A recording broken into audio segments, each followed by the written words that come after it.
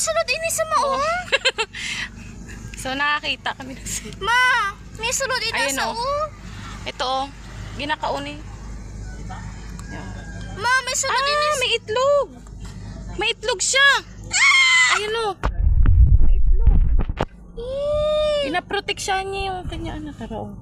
Na nangingitlog pala siya. Bawal kainan, ma. Nangingitlog. Ma, may So sulod din sa nakakita mao. kami ng ano di oh. Talaba. Nakita mo naman napakadaming talaba oh. Oo, di ba?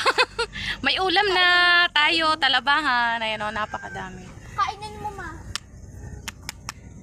Talabahan. Away uno. Ma, may laman May ini suso. sa mao. May laman ini sa. Nakita May ko. suso. Yun yung itlog niya oh. Hala. Nangingitlog to oh na. So ito kinakain niya no. Yan yung bahay ng mga talabahan tsaka tahong yan oh. Gagapang siya. So ito yung itlog niya, yung mga orange na yan. Tapos ito yung ina. So sihay yung tawag namin diyan. So masarap talagang sabawan yan sihay na yan. So hindi natin kukunin yan kasi nangingitlog siya oh, na dami yung itlog niya. Ayan oh, napakadami. So papunta na siya dito.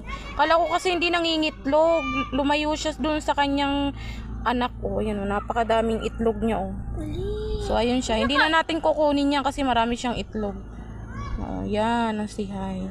So masarap yung sabawan pero hindi natin kukunin yan. Mali ba yun? Kasi syempre nangingitlog siya oh.